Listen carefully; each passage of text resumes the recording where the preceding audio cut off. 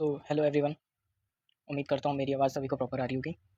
मेरा नाम विकास है और आज हम CTET EVS PYQ booster series start करने वाले हैं, जिसमें हम टारगेटेड पीवाईक्यूज़ करेंगे सितंबर 26 में जो सीटेट होने वाला है उसके लिए। और मेरा नाम विकास है और हम यूट्यूब चैनल नॉलेज हब के साथ आपकी तैयारी सीटेट की कंप्लीट कराएंगे, जिसमें ईवीएस एक सब्जेक्ट है, तो हम उसके कुछ पीवाईक्यूज़ देखते हैं। तो शुरू करते हैं। तो सबसे पहला क्वेश्चन से हम स्टार्ट करते हैं। So mapping skills in EVS help develop, मतलब ईवीएस में मैपिंग स्किल्स क्या डेवलप करती हैं। तो जो ईवीएस है, जैसा कि हम ईवीएस पढ़ रहे हैं अभी, ईवीएस हम किस लिए पढ़ रहे हैं? हमारे इन्वायरमेंट को जानने के लिए, हम अपने आप को जानने के लिए और हमारे आसपास सोशल इन्वायरमेंट को जानने के लिए। तो उसमें एक मैपिंग स्किल्स होती हैं ईवीएस में। तो हम पहले ऑप्शन से इसको देखते हैं। पहला ऑप्शन है रिकॉर्डिंग स्किल। रिकॉर्डिंग स्किल्स तो हमें रिलेवेंट नहीं लग रहा है। चलो हम नेक्स्ट ऑप्शन पढ़ते हैं। Understanding of relative position of place. Option third, the skill of drawing landscape. Option four, the skill of predicting and calculating. So इसमें जो मोस्ट रिलेवेंट अप्रोप्रिएट आंसर है वो है understanding of relative position of place. Means mapping skills हमें एक जगह से दूसरी जगह जाने में मदद करती हैं। तो हमको ये समझ होनी चाहिए कि हमारा पोजीशन, हम किस डायरेक्शन में खड़े हैं, हमारी क्या जो पोजीशन है according to east west north south, इन सब के अकॉर्डिंग हम किस डायरेक्शन में खड़े हैं और हमारी पोजीशन अभी क्या है। तो चलिए नेक्स्ट क्वेश्चन को रीड करते हैं। सम्यान of class 5 usually does not do his given classwork. The best measure to address the situation could be to, एक सामान्य स्टूडेंट है जो कि क्लास 5 का स्टूडेंट है और वो अपना usually homework do not his class work नहीं कर रहा है। The best measure to address situation could to be, so जो टीचर है उसको क्या करना चाहिए? पहला ऑप्शन है talk to parent and console them, give him alternative and simple homework, talk to him to find his difficulty and adjust classwork accordingly, make another children help complete his classwork. So हम इसमें से देखते हैं, इनके answers को मैंने explain किया हुआ है। तो a good teacher first try to understand, इसमें जो बेसिकली है वो हमारा ऑप्शन 2 करेक्ट है। वो किस लिए? क्योंकि सम्यान स्कूल में होम क्लास वर्क नहीं कर रहा है। सो उसको कुछ प्रॉब्लम फेस हो रही होगी, डिफिकल्टीज होगी टास्क में, लर्निंग टास्क में कुछ डिफिकल्टीज फेस कर रहा होगा, इस वजह से वो होम क्लास वर्क नहीं कर पा रहा होगा। सॉरी, मैं मेरे मुँह से बार-बार होमवर्क निकल रहा है, बट क्लास वर्क, ये क्वेश्चन जो है वो रिलेटेड क्लास वर्क से है। तो सेकंड हमारा ऑप्शन है give him alternative and simpler homework, but इसमें होमवर्क की तो बात करी नहीं है, क्लास वर्क की बात की हुई है। तो talk to him to find his difficulty and adjust class work according to him. तो ये जो ऑप्शन है ये हमें ज़्यादा अप्रोप्रिएट लग रहा है अकॉर्डिंग टू आवर क्वेश्चन। अब हम इसका एक्सप्लेनेशन देखते हैं। जैसे कि ये मैंने कुछ आंसर्स आपके लिए लिखे हुए हैं, देखिए। अ गुड टीचर, एक मिनट मैं ब्रश सेलेक्ट कर लेता हूँ तो हाईलाइट करने के लिए। A good teacher first try to understand why the children is not doing class work the child may have, मतलब कि जो टीचर है, टीचर टीचर का रोल क्या होता है? टीचर का एक रोल है as a work as a facilitator. Facilitator मतलब होता है कि जो बच्चों की नीड्स हैं उनको ध्यान में रखना। तो टीचर क्या करेगा, वो उससे बात करेगा और समझने की कोशिश करेगा कि उसको कहाँ डिफिकल्टी आ रही है। तो first difficulty understanding the lesson and a learning problem, की लर्निंग प्रॉब्लम क्या आ रही है, पुअर विजन और हियरिंग तो नहीं है, और इमोशनल और फैमिली इशू, वो ये समझने की कोशिश करेगा उसको इमोशनल और फैमिली इश्यूज तो नहीं हो रखे हैं कोई। इंस्टीड ऑफ ब्लेमिंग और punishing, the teacher should identify the problem and provide appropriate support. मतलब टीचर जो है उनसे बात करेगा, टॉक टू हिम, और जानने की कोशिश करेगा। जब भी एक टीचर जो होता है वो अपने स्टूडेंट्स की नीड्स और उनकी इमोशनल और मेंटल स्टेटस का ख्याल रखना चाहिए कि उनको क्या नीड है किस टाइम पे। तो हम अपने जो टीचर एंड स्टूडेंट का एक रिलेशन होता है, वो रिलेशन जिसे हम कहते हैं रैपो बिल्डिंग इतनी करके रखनी चाहिए हमेशा बच्चों से अपनी, कि बच्चे आपको ओपनली अपनी बात बता पाएँ, अपनी प्रॉब्लम्स, अपनी इमोशनल प्रॉब्लम्स। तो हम उसको देखेंगे डिफिकल्टी एंड अंडरस्टैंडिंग, क्या पता उसको किसी लेसन में समझने में दिक्कत हो, लर्निंग प्रॉब्लम हो, कोई लर्निंग प्रॉब्लम हो सकती है, लाइक कोई डिफिकल्टी हो सकती है या डिसेबिलिटी भी हो सकती है, जो कि एक लर्निंग डिसेबिलिटी जिसको हम एसएलडी कहते हैं, specific learning disability, like dyslexia हो सकता है, डिस्कैल्कुलिया हो सकता है। ये सब चीज़ें आपने सीडीपी, और जैसे कि आप टीचिंग कोर्स कर रहे होंगे तो आपने अपने करिकुलम में पढ़ी होंगी, डिसलेक्सिया, डिस्कैल्कुलिया, डिस्ग्राफिया। तो ये सारी प्रॉब्लम भी लर्निंग प्रॉब्लम हो सकती हैं। एसएलडी डिसेबिलिटी भी हो सकती है स्टूडेंट को, पुअर विजन और हियरिंग भी हो सकता है, मे बी क्या पता उसको प्रॉपर दिखता ना हो या उसका हियरिंग लॉस हो। इमोशनल एंड फैमिली इशू, मतलब उसका बैकग्राउंड इमोशनली उसका क्या चल रहा है, कहीं से वो फिजिकली अब्यूज़ हो रहा है, मेंटली अब्यूज़ हो रहा है, फैमिली में की तरफ से भी हो सकता है। बल्कि हमें उसे ब्लेम नहीं करना है, ना ही उसे पनिश करना है, हमें उससे प्यार से बात करनी है और उसके लिए एक एप्रोप्रिएट सपोर्ट तैयार करना है। समझे? तो हम अपना नेक्स्ट क्वेश्चन देखते हैं अब। ये एक टीचर हैं, मुस्कान। तो अब हम चलते हैं 63 क्वेश्चन पे। Muskan organise a debate on the topic use of diesel vehicle in transportation. should be prohibited. What is the purpose of organizing his debate by Muskan in classroom? सी वो ऑप्शंस हैं ये, मतलब एक टीचर हैं वो एक डिबेट कराना चाहते हैं, use of diesel vehicle in transportation should prohibited, क्या उनको बंद कर देना चाहिए? What is the purpose of organizing this debate? तो जो क्वेश्चन है वो ये पूछ रहा है कि उस डिबेट को कराने का जो टीचर मुस्कान है उनके पीछे उनका उद्देश्य क्या है? So she want to sensitize students on advantage of using modern vehicle. Option 1. Option 2, it helps student in appreciating multiple perspective on this issue. She want to sensitize student on the need to ban diesel vehicle completely in transportation. Yeah, it or option 4 है, it would help in knowing student views and correcting them. So इस question का जो appropriate answer होना चाहिए वो होगा option number 2, it help. मैं इसमें हाईलाइट भी करते हुए चलता हूँ, एक मिनट, ये हम ब्रश सेलेक्ट कर लेते हैं और ये हमारा सेकंड ऑप्शन होगा इसका आंसर. और अभी मैं ऊपर वाले क्वेश्चन पे भी मार्क कर देता हूँ जिस पे भी हमने जो हमारे ऑप्शन हैं, जिससे आप लोगों को ये पीडीएफ अगर मिलती है पढ़ने के लिए तो आपको अपने आंसर्स पता हो कि इसका ये आंसर है. जो मैं मार्क कर रहा हूँ वो उसके आंसर्स हैं.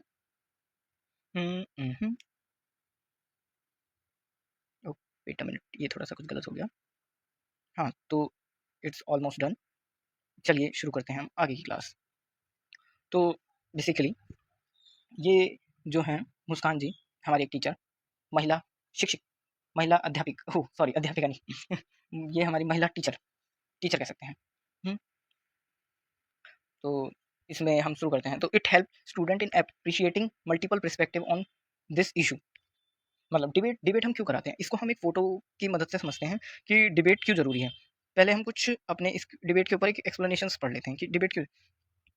अ debate in the classroom in organize to develop critical thinking, help student understand different view points, encouraging logical reasoning and respectful discussion. The purpose is not focus student to accept one opinion. मतलब कि तो हमारा option 2 इसका correct answer है. It help student in appreciating multiple perspective on this issue. मतलब जब हम debate कराते हैं तो एक जो इंसान होता है वो उसके पक्ष में बोलता है और एक विपक्ष में बोलता है, जिसको इंग्लिश में कहते हैं इन फेवर में, और एक अगेंस्ट बोलता है. तो जो डिबेट है वो दोनों तरफ के पॉइंट्स को सुनते हैं लोग और फिर एक अपनी समझ बनाते हैं कि क्या उसकी अच्छाइयाँ हैं, क्या उसकी बुराइयाँ हैं. तो डिबेट जो है वो हमारे लिए क्रिटिकल थिंकिंग को बढ़ावा देती है, एनकरेज करती है और डेवलप करती है क्रिटिकल थिंकिंग को. Help student understand different point of view. मतलब जो बच्चे हैं जो भी उस डिबेट को सुनेगा या जो उसको परफॉर्म करेगा उसका एक अलग नजरिया बनेगा उस पर्टिकुलर टॉपिक के ऊपर.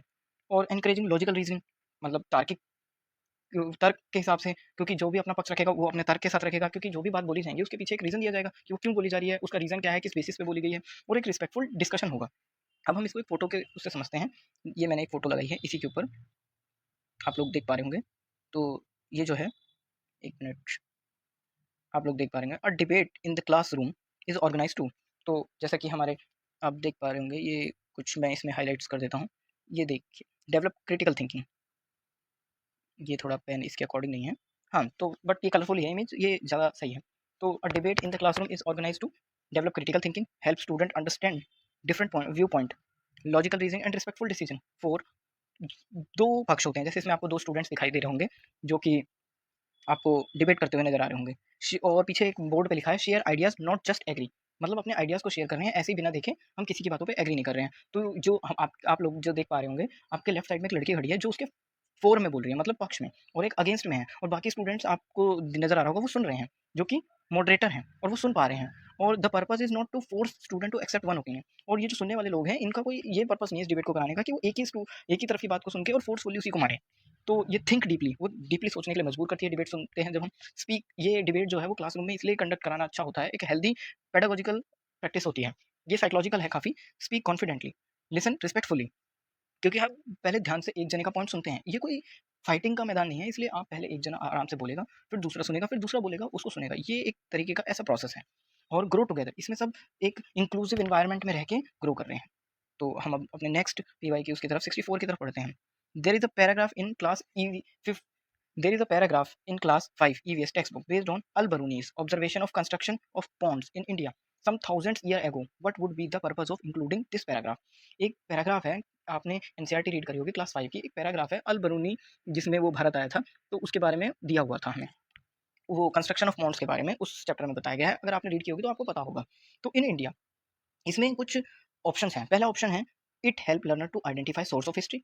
बी ऑप्शन है it help learner to improve their recording of observation. C, it help learner to appreciate technology present in India some 10 some thousands year back. It help learner to appreciate the role of evidence in history. तो इसका जो answer होगा Al-Biruni, the paragraph about Al-Biruni observation in include to help students. So पहला जो हमारा option है वो identify source of history, जो कि बिल्कुल सही है। Al-Biruni writings are historical source. जो अल-बरूनी ने बुक्स लिखी हैं जिसमें उन्होंने इंडिया का वर्णन किया हुआ है, भारत में जो जो चीज़ें देखी, कैसे पॉन्ड्स बने, कैसे कैसे बहुत सारी चीज़ें, कैसे टेम्पल्स बनते थे, कैसी बिल्डिंग कंस्ट्रक्शन थी, उनका जो जिक्र उन्होंने अपनी टेक्स्ट बुक्स में किया हुआ है। Student learn that history is non from such records. Students को पता चलेगा कि उन रिकॉर्डों से ही हिस्ट्री हम जानने को मिल रही है। ऑप्शन बी जो है, it help learner to improve their recording observation, जो कि सरासर गलत ऑप्शन है। The paragraph is not teaching student how to write और रिकॉर्ड ऑब्जर्वेशन। जो ये पैराग्राफ है वो बच्चों को ये नहीं सिखाता है कि कैसे हिस्ट्री लिखी गई और कैसे रिकॉर्ड करी गई। बस वो इट्स अबाउट वो पैराग्राफ दिया है समझ विकसित करने के लिए। Appreciate technology present in India 1000 year ago. तो बिल्कुल जो सी ऑप्शन है वो भी बिल्कुल सही है हमारा। It shows that India has advance knowledge of pond construction. जो तीसरा ऑप्शन है और इस पैराग्राफ में यही बताया गया है कि जो इंडियंस के पहले आर्किटेक्चर्स हुए हैं, जितने भी जो हम बनाते थे आर्किटेक्चरल बिल्डिंग्स, पॉन्ड्स, वो बहुत हम एडवांस टेक्नोलॉजी को और pond construction and water management को लॉन्ग एगो तक टिकाए रखने के लिए बनाते थे, जिससे कि ज़्यादा से ज़्यादा चीज़ें बहुत लंबे समय तक टिक पाएँ। और जो ऑप्शन डी है, वो है it help learner to appreciate role of evidence in history. Appreciate the role of evidence in history. Al Biruni observation act as historical evidence. जो अल बरूनी जो थे उनकी ऑब्जर्वेशन ऐसे काम कर रही है कि वो एक हिस्टोरिकल एविडेंस के तौर पे हेल्पिंग स्टूडेंट्स, बच्चों को ये समझ विकसित करने में कि हिस्टोरियंस को अब कैसे वो पास्ट को जाने। तो इसमें जो ऑप्शन होगा हमारा, वो हमारा होगा, ये हमारा होगा A C D. A C D option is correct, क्योंकि जो बी वाला ऑप्शन है वो ही गलत है और option option C is totally absolutely correct. और इसी के साथ हम नेक्स्ट क्वेश्चन की तरफ पढ़ते हैं। The integrated nature of EVS help to तो integrated nature of EVS help to the full option one, follow child centered approach and introduce large number of concepts. Option 2, learner from information and description provided. Reduce the curriculum load and introduce specific topic. Reduce curriculum load and help children to learn meaningfully. तो ये जो question है इसमें पूछा है कि integrated nature of EVS helps, मतलब integrated word से आप क्या समझते हैं? इंटीग्रेटेड का मतलब होता है तालमेल, एक सब्जेक्ट से दूसरे सब्जेक्ट को मेल जोल कर पढ़ाना को हम इंटीग्रेटेड अप्रोच कहते हैं। कि जैसे हम ईवीएस पढ़ रहे हैं तो ईवीएस किस किस सब्जेक्ट का इंटीग्रेटेड होता है? सोशल साइंस का होता है, साइंस का होता है, मैथमेटिक्स का होता है और इन्वायरमेंटल स्टडीज तो हम कर ही रहे हैं, और इसमें एक साथ साथ हम लैंग्वेज की मतलब लैंग्वेज का अध्ययन भी कर रहे होते हैं। भाषा भी हमारी विकसित होती है, साइंस यानी कि विज्ञान का भी हमारा विकास होता है, मैथ्स, गणित भी हम इसमें थोड़ा बहुत सीखते हैं और सामाजिक विज्ञान तो हम इसमें सीखते ही हैं। तो integrated approach, child centred approach है, ये बिल्कुल ठीक है। पर introducing large number of concept, ये बिल्कुल ऑप्शन सही नहीं हो रहा है 1 में। और second option learn from information and description provided, ये भी इसमें फिट नहीं बैठ पा रहा है कि हम इन्फॉर्मेशन और डिस्क्रिप्शन प्रोवाइड से जो लर्निंग हो रही है हम उसी से लर्न करेंगे, नहीं। Reduce the curriculum load and introduce specific topic, तो ये स्पेसिफिक टॉपिक की तरफ तो है नहीं। इंटीग्रेटेड अप्रोच तो यही होती है कि हम और ज़्यादा एक दूसरे से मिलजुल के और लर्निंग को बहुत ब्रॉडर टर्म में समझें। तो जो ऑप्शन 4 है, reduce curriculum load and help children to learn meaningfully, ये एकदम एप्रोप्रिएट बैठ रहा है हमारा ऑप्शन, कि जो ये रिड्यूस करता है करिकुलम लोड, ये हमें इंटीग्रेट करके पढ़ाता है, तो ये हमारे लिए बहुत रिड्यूस करता है। तो इसकी एक्सप्लेनेशन भी मैंने लिखी हुई है, मैं आपको दिखा देता हूँ कि इसकी एक्सप्लेनेशन मैंने लिखी हुई है। तो देखिए 65 question number, a child cent, इसको हम थोड़ा हाईलाइट कर लेते हैं। A child centred approach is correct but force a large number of concept, ये नहीं होगा। ये करेक्ट ऑप्शन होगा, फोर्थ करेक्ट ऑप्शन इसलिए होगा क्योंकि हम इसको देख पा रहे हैं। It remove the burden of separate subject text book, reduce loads and help kids connect learning to real life learning. ठीक है, इसलिए ये ऑप्शन ज़्यादा अप्रोप्रिएट है अकॉर्डिंग टू दिस क्वेश्चन जो हमसे पूछा गया है। विच ऑफ द, अब हम 66 क्वेश्चन की तरफ आगे बढ़ते हैं। Which of the following is not a broad indicator of EVS assessment. EVS assessment जैसे आपने पढ़ा होगा, assessment for learning, assessment as learning, तो ये उसी का है ईवीएस। अब हम किसी क्लास में हैं और हमें असेसमेंट करना है ईवीएस का, तो ब्रॉड इंडिकेटर क्या होंगे? पर इसमें नोट लगा है, हमें जो सबसे इंपॉर्टेंट चीज़ है नोट करने वाली बात, कि इसमें जो है हमारा नोट लगा हुआ है। तो ये हम इसको पहले नोट को हाईलाइट करेंगे कि इसमें नोट लगा है। तो जिस भी क्वेश्चन में सीटेट अक्सर क्या करता है, क्वेश्चंस में नोट लिख देता है और नोट को कैपिटल लेटर्स में लिखता है। पर हमारी इतनी ज़्यादा प्रैक्टिस हो जाती है क्वेश्चन को पढ़ने की कि हम उस नोट को इग्नोर कर देते हैं, पर हमें क्वेश्चन बहुत केयरफुली रीड करना चाहिए। तो which of the following is not a broad indicator of EVS assessment? तो कंसर्न फॉर इक्वलिटी पहला ऑप्शन है, दूसरा ऑप्शन कंसेप्ट मैपिंग, तीसरा ऑप्शन है कोऑपरेशन, फोर्थ ऑप्शन है कंसर्न ऑफ जस्टिस। तो मेरे अकॉर्डिंग और क्वेश्चन के अकॉर्डिंग भी जो इसका नॉट के अकॉर्डिंग, तो ये वाला जो सेकंड ऑप्शन है, एक मिनट पूरा सेलेक्ट करते हैं फिर से, जो ये सेकंड ऑप्शन है कॉन्सेप्ट मैपिंग, ये कोई रिलेटेड ही नहीं है। कंसर्न ऑफ इक्वालिटी, ईवीएस बिल्कुल इक्वालिटी के कंसर्न को हमें समझाने की कोशिश करता है, बच्चों के अंदर समानता की भावना को पैदा करता है। कॉर्पोरेशन, ईवीएस बिल्कुल असेसमेंट जो होना चाहिए वो ब्रॉड इंडिकेटर है कि कॉर्पोरेट लर्निंग को कॉर्पोरेशन लर्निंग होनी चाहिए। और कंसर्न ऑफ जस्टिस, जो असेसमेंट है वो एक जस्टिस के तौर पे होना चाहिए कि बिल्कुल फेयर एंड ट्रांसपेरेंट असेसमेंट होना चाहिए ईवीएस में। और अभी हम इंटीग्रेटेड नेचर ऑफ ईवीएस को थोड़ा सा पिक्चर्स के मतलब माध्यम से समझते हैं। Integrated nature of EVS help children learn better, one subject many connections. जो हमारा ये क्वेश्चन था, क्वेश्चन नंबर 65, ये उसकी फोटो एक्सप्लेनेशन जो कि मैंने कुछ पिक्चर्स लगाई हैं जिससे ज़्यादा बेटर अंडरस्टैंडिंग हो पाए और हमारे जो लर्नर्स हैं जो भी यूट्यूब से हमारी नॉलेज हब के साथ जुड़े हुए हैं उनकी जो अंडरस्टैंडिंग है, क्योंकि जो विजुअल्स होते हैं विजुअल से हम बहुत ज़्यादा चीज़ें सीखते हैं, तो इसलिए कुछ कुछ फोटोज़ भी मैंने ऐड की हुई हैं, जैसे कि इसमें लिखा हुआ है integrated nature of EVS help children learn better. तो ये भी मैं तुमको एक पिक्चर्स दिखा रहा हूँ, ये भी एक इंटीग्रेटेड अप्रोच है। अगर मैं तुमको डायरेक्ट पीवाईक्यूज समझा दूँ ऐसे ही तो इतने ज़्यादा इंटीग्रेट, तो आपकी जो विजुअल्स हैं मैं उनको रिलेट कर रहा हूँ कि देखो कैसे बुक्स को ईवीएस कैसे इंटीग्रेट करता है, science, social studies, geography, environment, mathematics, language, few subject to study, less burden, मतलब कम बर्डन होगा, बस्तों के जो वजन है वो कम होंगे, जैसा हमारा एनसीएफ 2005 कहता है कि बर्डन को रिड्यूस करिए। एक subject many connection, meaningful learning, मतलब कि समझ विकसित करना, science, language, environment, social studies, geography, mathematics, EVS connect everything around us. EVS का मतलब ये है कि हमारे आसपास के एनवायरनमेंट को पढ़ना। हेल्प चिल्ड्रन लर्न मीनिंगफुली, अब मीनिंगफुली का मतलब इसमें क्या है, related learning to real life. बच्चा जब भी अपनी रियल लाइफ के साथ जोड़ के चीज़ों को पढ़ता है तो ज़्यादा समझ विकसित होती है। ऐसा ही हमारा एक कॉन्सेप्ट होता है कि जो बच्चे होते हैं जो प्राइमरी क्लास तक सरकार ने मदर टंग को क्यों प्रमोट किया हुआ है, क्योंकि जो बच्चा होता है वो अपनी मातृभाषा में सीखता है, क्योंकि जो उसके आसपास के एनवायरनमेंट है वो सारे सब लोग उसकी मातृभाषा में बात करते हैं, तो इसलिए मदर टंग का कॉन्सेप्ट है। इसीलिए हम जो चिल्ड्रन को है उसको मैक्सिमम 5th क्लास तक जो होता है उसे हम अपने मदर टंग और अपने एनवायरनमेंट से, रियल लाइफ एनवायरनमेंट से कोरिलेट करके चीज़ों को पढ़ाते हैं। एनकरेज अंडरस्टैंडिंग, ज़्यादा समझ विकसित करेगा बच्चे में, एंड एक्सप्लोरेशन एंड क्यूरियोसिटी, और एक जिज्ञासा पैदा करेगा। डेवलप क्रिटिकल थिंकिंग, और बच्चे के अंदर जब हम ज़्यादा समझते हैं, समझने के बाद हमारा दिमाग जो है वो कभी भी सेटिस्फाइड नहीं होता है कुछ चीज़ों से, तो उसको सेटिस्फाई करने के लिए हमें और ज़्यादा से ज़्यादा चीज़ें जानने की हमारे अंदर से एक मोटिवेशन और एक वो आती है, क्यूरियोसिटी डेवलप होती है, और हम प्रॉब्लम सॉल्विंग स्किल्स को बढ़ावा दे रहे होते हैं इंटीग्रेटेड अप्रोच को अपनाकर। Builds values, awareness and responsible behaviour, और ईवीएस को पढ़ाने का एक मात्र पर्पस, एक मात्र तो नहीं, ये पर्पस भी है कि हमारा जो बिहेवियर है सोसाइटी में हम कैसे बिहेव कर रहे हैं ये सब बताना। होलिस्टिक डेवलपमेंट को ये प्रमोट करता है, मोर एंगेजमेंट, ज़्यादा से ज़्यादा एंगेजमेंट रहता है, बेटर अंडरस्टैंडिंग होती है, इंप्रूव रिटेंशन, तो जो बच्चों का रिटेंशन है, अटेंशन स्पैन को बढ़ाता है, और हम चिल्ड्रंस को फ्यूचर इन्वायरमेंट के लिए प्रमोट करते हैं। अब हम अपना 67 क्वेश्चन देखते हैं। Questioning as a strategy in teaching learning of EVS is used for, मतलब पर्यावरण अध्ययन में प्रश्न करने को एक युक्त के रूप में उपयोग किया जाता है। तो अब हम ऑप्शंस पढ़ते हैं पहले। इस क्वेश्चन का मतलब है कि जो क्वेश्चनिंग स्ट्रेटजी है, जब टीचर आता है और अपना रेपो पहले जो लेसन प्लान फॉलो करते हैं, देन फिर हम जो टॉपिक पढ़ाने वाले होते हैं, जैसे हमारा जो लेसन प्लान होता है उसमें कुछ इंक्लूड होते हैं कि हम पहले एक इंट्रोडक्शनरी क्वेश्चंस पूछेंगे। तो क्वेश्चनिंग स्ट्रेटजी टीचिंग लर्निंग की ईवीएस में वो कैसे यूज होती है? Promoting adherence to rule, second arousing curiosity in classroom, maintaining discipline, drawing attention. So जो इसमें मैक्सिमम जो हमारे इंट्रोडक्शनरी क्वेश्चंस होते हैं वो किस लिए होते हैं? वो अराउजिंग क्यूरियोसिटी इन क्लासरूम। ये हमारा सबसे एप्रोप्रिएट ऑप्शन है कि हम बच्चों की क्यूरियोसिटी को बढ़ाते हैं उनको पूछकर। तो मैंने एक फोटो ऐड की है, इस फोटो से हम इसको अच्छे से समझ पाएंगे कि क्या है questioning as a strategy in teaching learning of EVS. ये a good question can change the thinking child. So good question lead to deep thinking and meaningful learning. और जैसा कि आपने अपने डीएलएड या बीएड या बीएलएड जिन्होंने भी किया होगा, उसमें जब हम लेसन प्लान बनाते हैं तो उसमें इंट्रोडक्शनरी क्वेश्चंस का एक वो होता है कॉलम, जिसमें हम डब्ल्यूएच के क्वेश्चंस पूछते हैं जिनको हम क्यूरियोसिटी वाले क्वेश्चन बोलते हैं, जो बच्चों के अंदर जिज्ञासा पैदा करते हैं। What is questioning? क्वेश्चनिंग होता क्या है? Questioning is a powerful teaching strategy where teacher ask purposeful question to engage student, explore ideas and encouraging thinking.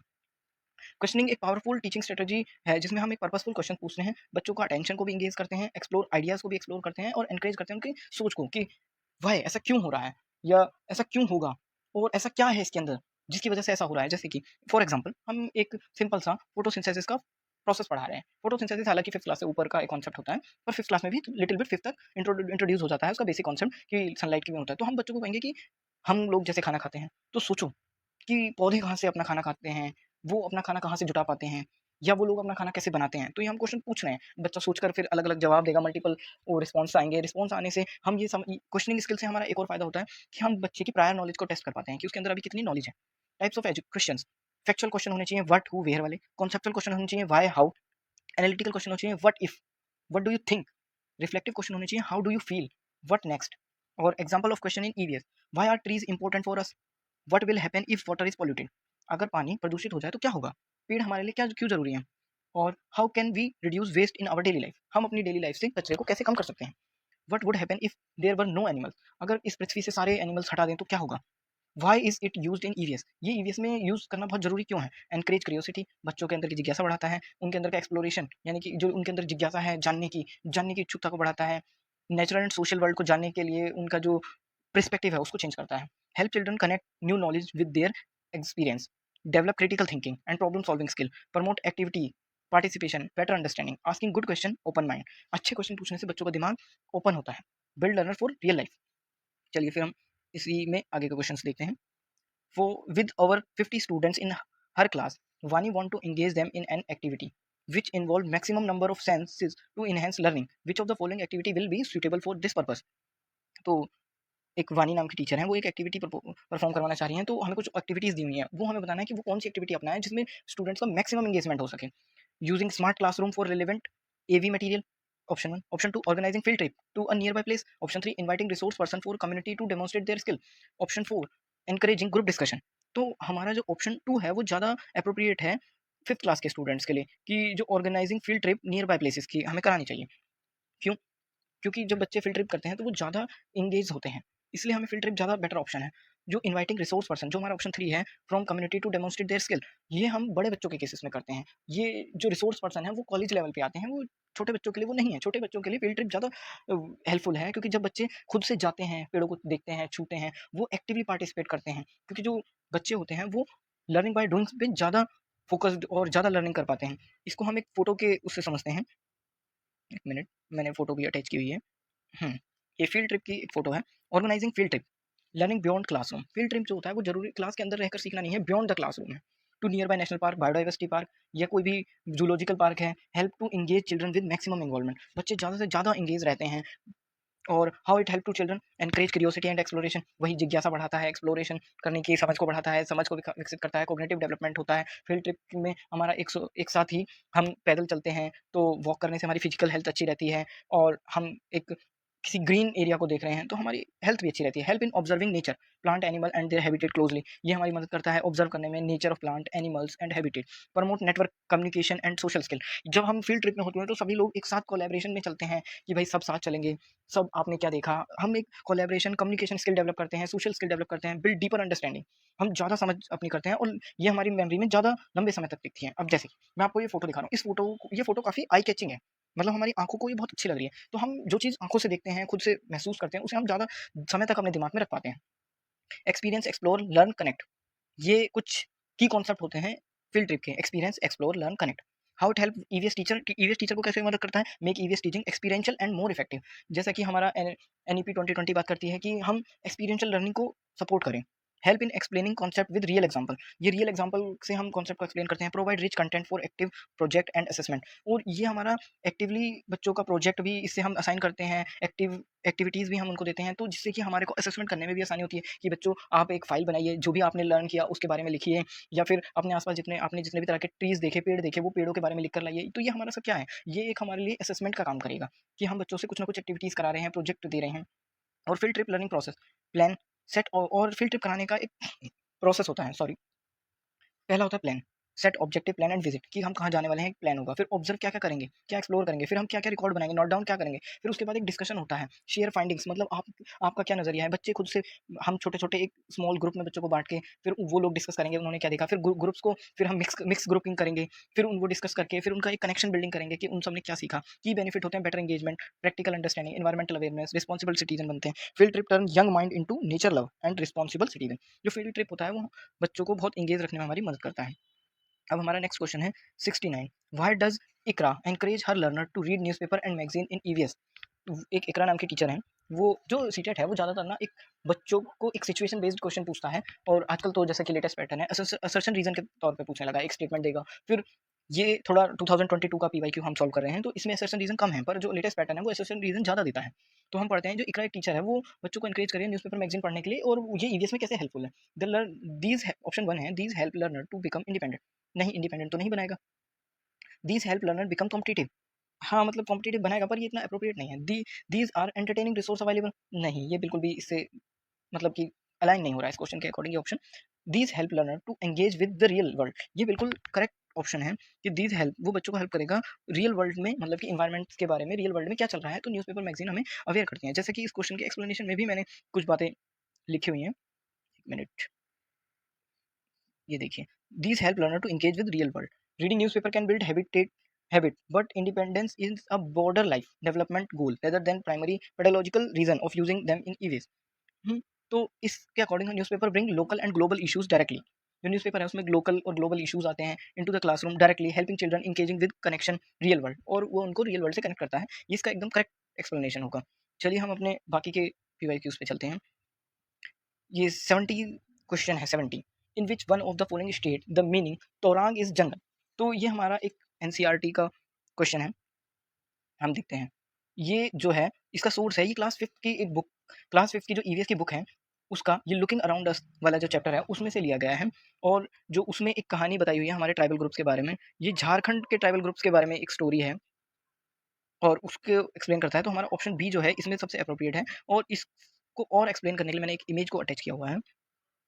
हम्म, ये इमेज है, आप लोग देख पा रहे होंगे कि ये इमेज है झारखंड। झारखंड आप जैसे जानते हो ज़्यादातर वो ट्राइबल ग्रुप्स के लिए जाना जाता है। झारखंड, तोरांग मीन्स जंगल होते हैं, फॉरेस्ट को तोरांग कहते हैं वहाँ के ट्राइबल लोग। In many tribal language of Jharkhand Torang means jungle, it is not just a tree but is our home, our culture, our identity, our life. तो जो ट्राइबल्स लोग होते हैं, जैसे यहाँ पे कुछ ट्राइबल नाम लिखे हुए हैं ट्राइबल ग्रुप्स के, जैसे मुंडा होता है, हो होता है, संथाल होता है, और खेरिया होता है, बिरहोर होते हैं। तो ट्राइबल कनेक्शन विद तोरांग, अब ट्राइबल का कनेक्शन क्या है तोरांग के साथ? We live in harmony with Torang, वो जंगलों में ही रहते हैं हार्मोनी के साथ। We protect Torang and its creature, वो जंगलों को बचाते हैं और उनके क्रिएचर को बचाते हैं। Our festival song and stories are about Torang, जो उनके फेस्टिवल्स होते हैं उसमें भी जंगलों की ही कहानियाँ कथाएं होती हैं। तोरांग इज आवर टीचर, वो जंगल को ही अपना गुरु मानते हैं, जंगल को ही अपना हीलर, मतलब कि कुछ उनको कष्ट होता है तो जंगल ही उनके कष्ट को मिटाता है, उनकी जिंदगी ही जंगल है। ट्राइबल वॉइस तोरांग के बिना आमे कुछो नहीं, ये जो ट्राइबल है उनका ये एक जैसे कहते हैं कि कोट है, without the jungle we are not nothing, Torang के बिना हमें कुछो नहीं। Let's respect and protect our Torang for better tomorrow. जल जंगल जमीन, आवर प्राइड आवर लाइफ। ठीक है, अब हम फिर से क्वेश्चन पे आते हैं। हमारा 71 जो क्वेश्चन है वो है, your house is located at X, your school is located at Y, all through you school, your school is just opposite but you cannot go straight because of the busy highway in between, so you first go 125 meter due south and then cross 100 meter long subway which is due to east and finally reach your school y which is 125 meter due north. With respect to school at u y, your house is x। तो ये general basic reasoning type का question है जिसमें ये हमारी direction test कर, mapping skills को test कर रहा है। तो हम मैंने इसका सॉल्यूशन पिक्चर के साथ लिया हुआ है। लाइन मैप ऑफ जर्नी, जो हमारा एक्स पॉइंट है वो स्टार्ट होता है हाउस से, जो कि हमारा, एक मिनट में पेन ले लेता हूँ। ये जो हमारा हाउस है, ये पेन का जो थोड़ा निब है उसको हम थोड़ा बड़ा कर लेते हैं। हम्म, हाँ अब ठीक है। जो ये एक्स पोजीशन से हमारा स्टार्ट हो रहा है, तो क्वेश्चन में कह भी रहा है कि वो एक्स से वाई की तरफ गया ड्यू साउथ, देन वो पॉइंट ए पे पहुंच के उसने कहाँ टर्न लिया, उसने लेफ्ट टर्न लिया और वो 100 मीटर लॉन्ग चल रहा है सबवे ईस्ट की साइड में। देन फिर उसने राइट टर्न लिया, सॉरी पॉइंट ए पे भी उसने राइट टर्न ही लिया, नो नो लेफ्ट ही ले रहा है, sorry sorry sorry, left turn लिया। देन अगेन पॉइंट बी पे आके भी लेफ्ट टर्न लिया ड्यू टू 125 मीटर, और वो यहाँ से स्कूल पहुँच गया। आपने स्कूल पहुँचा, फाइनल डेस्टिनेशन थी। तो वो पूछ रहा है कि जो एक्स और वाई यानी कि स्कूल और उसमें वो एक शॉर्टेस्ट डिस्टेंस, मतलब कि अगर वो डायरेक्ट जाता तो वो कितनी देर क्या डिस्टेंस होगा। तो जैसा कि ये 125 है, ये 125 है, तो एक रेक्टेंगल बना रहा है। रेक्टेंगल बनने की वजह से तो जो हमारा सबवे का डिस्टेंस होगा वो ही सेम पैरेलल चलेगा, तो जो स्कूल का और घर का जो शॉर्टेस्ट डिस्टेंस होगा वो 100 मीटर होगा हमारा। और ये कौन सी डायरेक्शन में होगा, बताइए बताइए कौन सी डायरेक्शन में होगा? वेस्ट की डायरेक्शन में होगा और 100 मीटर होगा। तो हमारा जो आंसर होगा इसमें, वो हमारा आंसर होगा 100 मीटर ड्यू वेस्ट। ओके। अब हम चलते हैं नेक्स्ट क्वेश्चन पे। 72, today we can not think of food without chilli, these were brought to our country by traders coming from, ये जो है ये साउथ अमेरिका।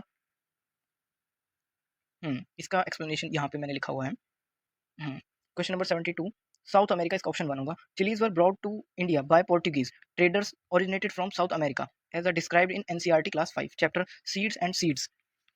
तो ये एक चैप्टर है क्लास 5 का, सीड्स एंड सीड, उसमें डिस्क्राइब है जो, जैसा आप लोग बेसिक पे जानते होंगे कि जो अंग्रेज थे वो हमारे देश में स्पाइसेस के लिए ट्रेड करने आते थे, तो पोर्टुगीज उसको खरीदते थे, ओरिजिनेट थे, पर वो मेन पोर्टुगीज कहाँ पे उसको सप्लाई करते थे, जो कि साउथ अमेरिका में था। ठीक है, फिर एक हमारा न्यूमेरिकल बेस्ड क्वेश्चन है, a boy boarded a train on 4th June 2020 at Nagarkoli for Madgaon. The train departed at 22:30 22:30 पर वो नगरकोली से एंड रीच मडगांव मडगांव पहुंची है 4:30 बजे 6 जून 2020 को. If the distance covered by the train during this time interval in 1145 kilometre यानी कि 1100 145 the average speed निकालनी है हमें. तो ये एक न्यूमेरिकल है जो कि बहुत सिंपल है. हमको जैसे कि टोटल स्पीड जो हमें दी हुई है, एक मिनट ब्रश को सिलेक्ट करते हैं अगेन. हमें total speed travel from the June 22 से 6 जून तक हमारे टोटल जो आवर्स हम कैलकुलेट करेंगे वो 30 घंटे बैठते हैं. 30 घंटे बाद द एवरेज स्पीड ऑफ क्या होगी. तो जो जैसे कि हम आप लोग सब जानते हैं कि जो फॉर्मूला होता है वो हमारा होता है डिस्टेंस. एक मिनट, ये तो कुछ ज़्यादा बड़ा हो गया. फॉर्मूला होता है हमारा distance upon time is equal to में हमारा स्पीड आता है. तो जब हम और एवरेज स्पीड भी यही होगी. तो एवरेज स्पीड का वैसे तो अलग फॉर्मूला होता है, अगर दो दो स्पीड दी होती है वो एक अलग है.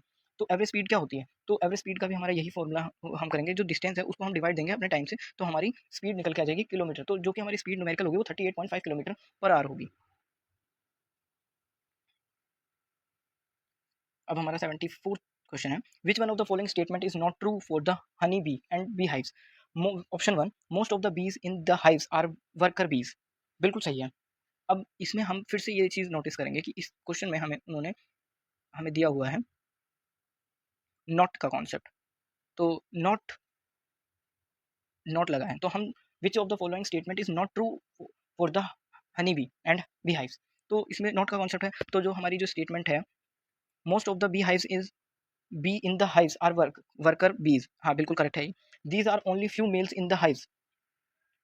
Every bee hive has one queen bee the lay egg. ये भी बिल्कुल करेक्ट ऑप्शन है. Male bee are very important for hives. ये एक गलत ऑप्शन है. ये भी सही है कि कुछ ही उसमें वो होते हैं. अब इसका एक्सप्लेनेशन मैंने यहाँ पे लिखा हुआ है. इसका जो है, male bees are very important for the hives. Why this statement is wrong. क्योंकि जो मेल है वो इंपॉर्टेंट नहीं होता है बी हाइव्स के अंदर. क्यों नहीं होता है उसको समझते हैं. अकॉर्डिंग टू द एक मिनट, ये brush highlighter. According to the NCERT syllabus, male bees drones have no special role as a co-worker. They don't collect nectar, build the hive, or look after the young. The textbook explicit state that male beehive only special role as a worker. Their number are very few in making statement. उनका number बहुत कम होता है. Breakdown of the true statement. True statement, most beehives in hives are female worker. Maximum female worker होती हैं जो कि nectar collect करती हैं, मतलब कि रस लाना फूलों से और हाइव को बनाना. True, there are only few male. उसमें कुछ ही मेल होते हैं कॉलोनी में पूरी में. True, every bee hive have exactly one queen. एक क्वीन होती है जो कि एग्स वगैरह ले करती है. और ये क्वेश्चन हमारा एनसीईआरटी सोर्स क्लास 4 से है, सब्जेक्ट एनवायरमेंटल स्टडी से. तो अब हम चलते हैं अपने नेक्स्ट क्वेश्चन की तरफ. The constitution of our country was prepared under the leadership. ये क्वेश्चन तो बहुत ही ईजी है. The constitution of our country was prepared under the leadership of B R Ambedkar की लीडरशिप में हमारा कॉन्स्टिट्यूशन बना था. डॉक्टर बाबा साहिब अम्बेडकर, भीमराव बाबा साहिब अम्बेडकर. जो इसमें हमारे बाकी के ऑप्शन हैं, सर्वपल्ली राधाकृष्णन वो हमारे एजुकेशन मिनिस्टर थे, ये इनकरेक्ट है. मोहनदास करमचंद गांधी जी के अंडर गाइडेंस में वो बना ही नहीं. सरदार वल्लभ भाई पटेल इनकरेक्ट है. He was a pivotal leader and led committee like advisory committee और फंडामेंटल राइट्स की कमेटी के वो हेड थे. वो उसकी पूरे कॉन्स्टिट्यूशन उसके हेड नहीं थे. अब हम 76 क्वेश्चन पे चलते हैं. Consider the following functions of plant. Plants के कुछ फंक्शंस को इसमें हमें बताया गया है. To given support to plant, बिल्कुल सही है. टू प्रोवाइड ह्यूमस, नहीं. टू स्टोर फूड, बिल्कुल सही. To absorb water and mineral, बिल्कुल सही. तो इसमें हमारा जो बी है, ऑप्शन बी हमारा जो है वो इनकरेक्ट है. ऑप्शन बी जो है वो इनकरेक्ट है हमारा. तो हम क्या करेंगे, इसमें से ए सी डी करेक्ट है, तो हम ए सी डी को A C D option B is absolutely correct. Then अब हम आगे बढ़ते हैं. Which one of the following is not a union territory of India. India में यूनियन टेरिटरी कौन सी नहीं है. इसमें भी नॉट का कॉन्सेप्ट आया है, तो हम नॉट को पहले हाईलाइट कर लेते हैं. नॉट नॉट पूछा है. मणिपुर, चंडीगढ़, लद्दाख, जम्मू एंड कश्मीर. तो जो हमें इसमें 3 ऑप्शंस हमें दिख रहे हैं. मणिपुर एक स्टेट है, यही हमारा ऑप्शन होगा. बाकी यूनियन टेरिटरीज हैं, ये एक स्टेट है.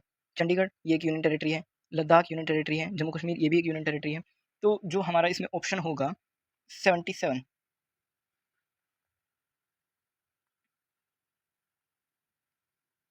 इसमें मणिपुर होगा, क्योंकि Manipur full fledged north east का एक स्टेट है, फुल फ्लैज स्टेट है. मणिपुर करेक्ट है. It is a full fledged north east state of India, not a union territory. Chandigarh incorrect है. यूनियन जॉइंट यूनियन टेरिटरी है, ये सर्विंग है capital for Punjab and Haryana. Ladakh incorrect है क्योंकि design as a district union territory. Recognise Jammu and Kashmir भी एक union state का, तो उसको 2019 में दर्जा मिला है, बट वो भी एक यूनियन टेरिटरी ही है। तो अब हम अपने नेक्स्ट क्वेश्चन की तरफ चलते हैं। Which among the following produce crude oil petroleum. इसमें कुछ स्टेट्स का कॉम्बो है, जैसे Gujarat and Tamil Nadu. Option B Bihar and Bombay High and waste Bengal, Assam and Odisha. So अपना जो आंसर है वो यही होगा कि इसमें जो करेक्ट ऑप्शन होगा वो गुजरात एंड तमिलनाडु होगा। बाकी जो स्टेट्स हैं वो लोग वो जो स्टेट्स हैं वो नहीं प्रोड्यूस करते हैं क्रूड ऑयल पेट्रोलियम्स के लिए। गुजरात गुजरात एंड तमिलनाडु, जैसे कि एक्सप्लेनेशन में मैंने ये लिखा हुआ है, Gujarat and Tamil Nadu correct, both statement are verified onshore procedure petroleum in Ankleshwar in Gujarat and करवरी कोवरी बेसिन इन तमिलनाडु। ये थोड़ा मुझे प्रोनाउंस करने में प्रॉब्लम आ रही है। बिहार में तो तेल होता ही नहीं है, तो ये हमारी करेक्ट है। Bombay High and waste Bengal, Bombay High produce oil but West Bengal produce natural gas, coal, bed, methane, तो ये भी हमारा गलत होगा। Assam and Odisha incorrect through Assam contain India oldest refinery field, Odisha is not a crude oil produce, तो ये हमारा इसलिए सारे गलत हो जाएंगे। गुजरात एंड तमिलनाडु हमारा एक एप्रोप्रिएट ऑप्शन हो जाएगा 78 का। अब हम चलते हैं 79। 79 select from the following a group of birds each member of which is able to see distinctly the object 4 times as far as we can see। so हमारे से भी ज़्यादा कौन देख पाता है, तो इसका जो करेक्ट ऑप्शन है वो हमारा है, एक मिनट, ये है ईगल, काइट्स, वल्चर। काइट्स ये वो वाला काइट नहीं है जो आप समझ रहे हैं, पतंग उड़ाने वाली पतंग नहीं है। काइट्स काइट का बल्कि पतंग का नाम ही इस बर्ड के बेसिस पे पड़ा है। तो मैं आपको एक फोटो के माध्यम से इसको समझाता हूँ। तो जैसे कि आप ये फोटो देख पा रहे हैं, who has the sharpest vision, eagle, kite और वल्चर, सी फार बियॉन्ड अस। तो हम पेन सेलेक्ट कर लेते हैं। ईगल ईगल जो है वो can see 4 times far further than we can, हमारे से 4 टाइम देख पाती है। काइट भी हमारे से, काइट कुछ ऐसा ही दिखता है ईगल वल्चर जैसा ही, वो भी 4 टाइम्स देख पाता है। वल्चर भी 4 टाइम्स हमसे ज़्यादा देख पाता है। ईगल 8 किलोमीटर से देख लेती है किसी भी चीज़ को बहुत क्लियरली। काइट भी 8 किलोमीटर से देख लेता है, वल्चर भी 8 किलोमीटर से देख लेता है। बस एक ह्यूमन बींग्स ही हैं जो 2 किलोमीटर से भी ब्लर देख पाते हैं। और जैसे कि आप नीचे देख पा रहे होंगे कि 2 किलोमीटर में भी हमारा विजन ब्लर हो जाता है, और ईगल का एकदम ये खरगोश जो है वो एकदम मस्त विजन से देख पा रहा है। Do you know if a human can see a rabbit at 2 kilometer and eagle can see the 8 kilometer, nature has given them supervision the to survive and thrives। मतलब ये विजन उनको मिला ही इसलिए है ताकि वो बहुत ऊपर से अपना शिकार देख पाए और उसको खाने के लिए शिकार कर पाए। Why do they see so far, large powerful eye, more light sensitive cell, sharp focus होता है उनका। तो ये सारे कुछ रीजन हैं, और इसका 79 का जो होगा वो ऑप्शन नंबर 2 आंसर होगा। तो अब हम नेक्स्ट क्वेश्चन की तरफ चलते हैं। ये है Pochampally is a town of southern state of India which is famous for its beautiful design, bright colored Pochampally sari and for his special kind of wave which is also called a Pochampally। This is a town is now a part of, ये जो town है वो इस time पे तेलंगाना का part है। पहले ये हैदराबाद का था, पर अब ये करंटली ये तेलंगाना का पार्ट है, आंध्र प्रदेश का पार्ट था, सॉरी हैदराबाद का नहीं, ये आंध्र प्रदेश का पार्ट था। अब ये इन्होंने तेलंगाना अलग से वो है।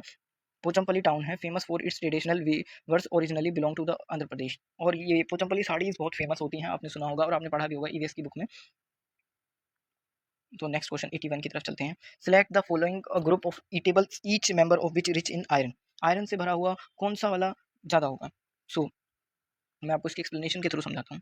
करेक्ट एक्सप्लेनेशन हमारी होगी आंवला, spinach, jaggery. The specific combination represent the classic trade recommendation of NCERT class 5। ये चैप्टर 8 है, अ ट्रीट फॉर मॉस्किटो। इसमें ही हमें बताया है combat anaemia and boost iron level. Iron level को इस चैप्टर में हमें कुछ डिस्कशन किया हुआ है कि एनीमिया से क्या, ब्लड रिलेटेड, ब्लड के अंदर आयरन होता है, आयरन हमारी बॉडी के लिए बहुत ज़रूरी होता है एनीमिया वगैरह को प्रोटेक्ट करने के लिए। एनीमिया क्या होता है, ब्लड रिलेटेड डिसऑर्डर्स होते हैं। तो इस ये रिच वाले इसमें पूछा गया है कि कौन से ऐसे ईटेबल मेंबर्स हैं जिनको हम खाएंगे जिससे उसका होगा। तो हमारा जो फोर्थ ऑप्शन होगा वो एकदम बिल्कुल करेक्ट होगा, आंवला, स्पिनच, जैगरी। अब हम चलते हैं अपने 82 क्वेश्चन की तरफ। Which one of the following did experiment with pea plant and found the pea plant has some traits which come in a pair such as rough और स्मूथ, टॉल और short, yellow और green etcetera.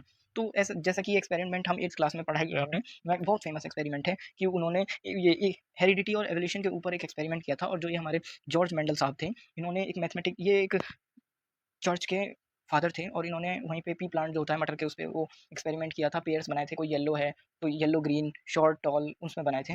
बाकी options को हम देखें तो जैसे कि ये जो चार्ल्स डार्विन जी हैं, ये हमारे ह्यूमन एग्जिस्टेंस की बात करते हैं, और डॉक्टर एस स्वामीनाथन, इनका इसका कोई इनसे लेना देना नहीं है। जॉर्जो मेंडल, एक मिनट, ये ऑप्शन फोर्थ इसका करेक्ट होगा, इन जॉर्ज जॉन मेंडल। मेंडल ने की थी, जॉर्ज मेस्ट्रल ने नहीं की थी, मेंडल ने इनकी खोज की थी। जॉर्ज जॉन मेंडल नाम के हमारे फादर थे चर्च में, इन्होंने इसकी खोज की थी।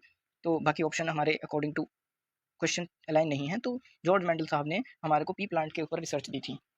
83. In which one of the following state most villager construct their wooden house 3 to 3.5 meter above the ground on the strong bamboo pillar with sloping roof? तो ऐसे जो जितने भी हमारे राज्य हैं वो आपको कहाँ पे देखने को मिलेंगे? ज़्यादातर इसकी एक्सप्लेनेशन मैंने लिखी हुई है। आपको इसका करेक्ट आंसर असम है।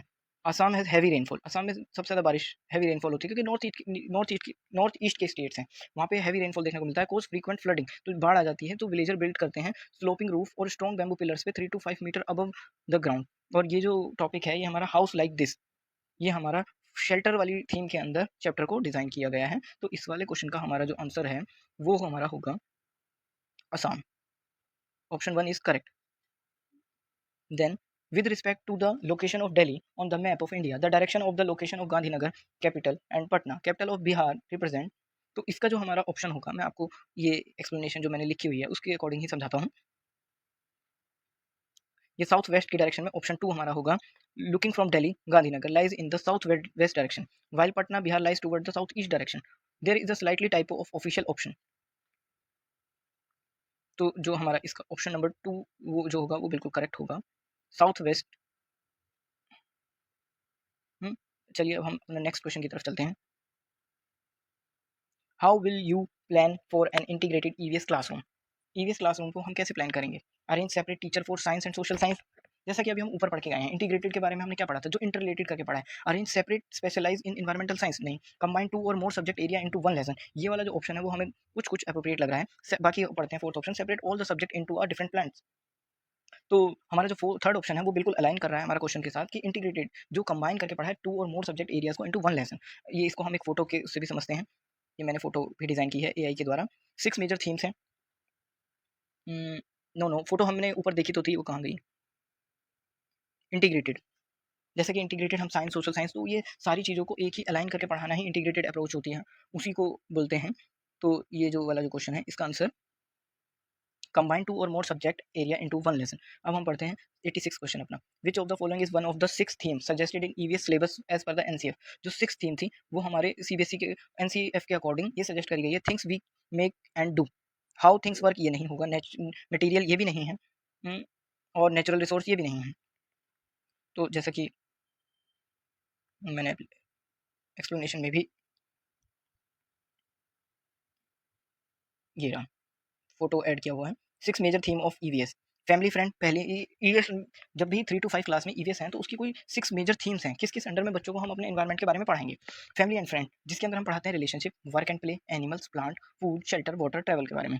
और शेल्टर जिसमें हम types of houses, material, home, animal, इनके बारे में पढ़ाते हैं। सेकंड फूड होती है, इनका सीक्वेंस जैसे ये लिखा हुआ है ये इसी सीक्वेंस में, फर्स्ट फैमिली फ्रेंड होता है, सेकंड फूड होता है कि source, healthy food, cooking, eating habits. Third होता है हमारा shelter, type of houses, material, clean, home, animal. Fourth होता है water, sources, use, conservation, water cycle. Fifth होता है travels, means of transport, safety, direction, communication. और सिक्स होता है हमारा things we make and do, occupation, tool, crafts, community, gender sensitization, ये सब हमारा इसी के अंदर आता है। और EVS exploring our world together ही हमारा ईवीएस कहलाता है, जो अपने आसपास के environment. Remember family and friend is the main theme, जो फैमिली फ्रेंड है वो सबसे मेन थीम है, जिसके अंडर ये बाकी सारी थीम आती है, food, shelter, water, travel and things we make and do are it's a major sub theme. ये इसकी बाकी सब मेजर सब थीम्स हैं।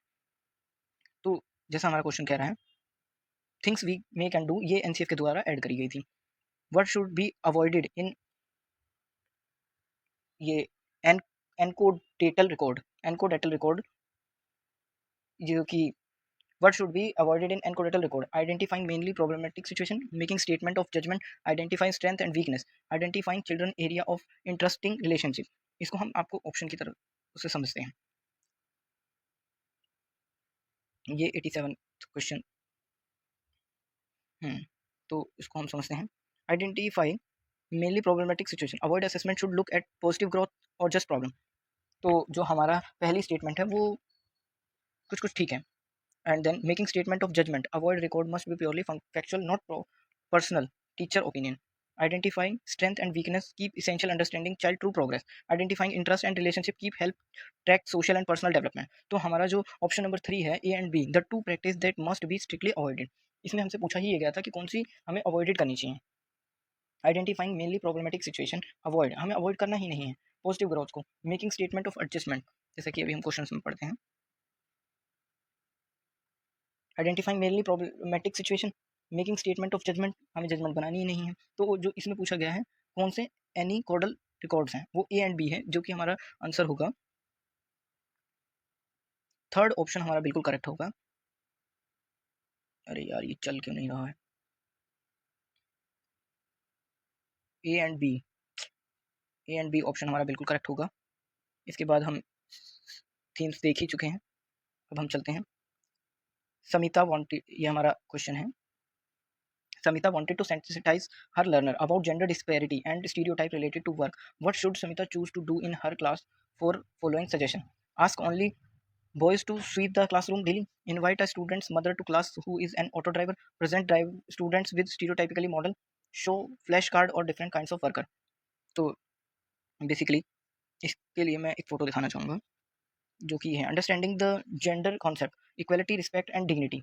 जेंडर स्टीरियोटाइप जो कि होता है कि गर्ल्स क्वाइट रहती हैं, बॉयज़ चिल्लाने वाले होते हैं, ये स्टीरियोटाइप का होता है। डिस्क्रिमिनेशन कि girl is not allowed to play, क्योंकि वो लड़की है, लड़का ही खेलने जाएगा, और उनको डांस करना अलाउड नहीं है क्योंकि लड़कियाँ डांस करती हैं। Disparity, boys access to education, encourage to explore more freedom, girls less access to education, restriction choice. Gender sensitization, इसका मतलब होता है awareness about understanding about the gender equality, respecting all genders, discrimination, stereotype, disparity, भेदभाव। तो इस question का हमारा जो आंसर होगा वो सेकंड वाला होगा, invite student mother to class who is an auto driver, जिससे ये पता चले कि हर कोई भी काम कर सकता है, किसी भी काम पे किसी का पर्टिकुलर नेम नहीं लिखा है। Puneet Punit gave his class 5 learner an outline human body and asked them to draw a digestive system. Before teaching chapter on 4 food, Puneet wanted to identifying learner with good drawing skill, नहीं, हम उसकी drawing skill तो पहचान ही नहीं रहे। Evaluate learner on the process of digestion, नहीं, हम उसके बेसिस पे भी नहीं कह रहे। Test if learner could make लेवल डायग्राम, हम उसका टेस्ट भी नहीं कर रहे, वो लेवल कर पा रहे। हम elicit learner idea about digestion, हम उसका ये देख रहे हैं कि उसको थोड़ी बेसिक नॉलेज है, प्रायर नॉलेज है कि नहीं डाइजेस्टिव सिस्टम के बारे में, हम उसको जस्ट इंक्रीज कर रहे हैं। तो हमारा ऑप्शन फोर्थ इसमें सबसे करेक्ट ऑप्शन होगा। Which of the following is not correct with respect to formative assessment. Formative assessment क्या होता है, जो पढ़ाने के तुरंत बाद टेस्ट किया जाए, वही हमारा फॉर्मेटिव असेसमेंट होता है। It is to monitor student progress, हाँ बिल्कुल, उसकी प्रोग्रेस को मॉनिटर करने के लिए होता है। Any information on learning of child can help in formative assessment, हाँ बिल्कुल। It is to be reported in every quarter of report, नहीं, ये वाला स्टेटमेंट बिल्कुल गलत है। हम उसको 3 महीने में नहीं, हम उसको जब भी पढ़ाएंगे उसके तुरंत बाद ही उसका हम असेसमेंट करेंगे, जिससे हमें पता चलता रहे हमारी जो टीचिंग्स हैं वो सही डायरेक्शन और सही ऑब्जेक्टिव को अचीव कर रही हैं कि नहीं कर रही हैं। और इसी के साथ हम थैंक यू बोलते हैं, और सीटेट ईवीएस पीवाईक्यू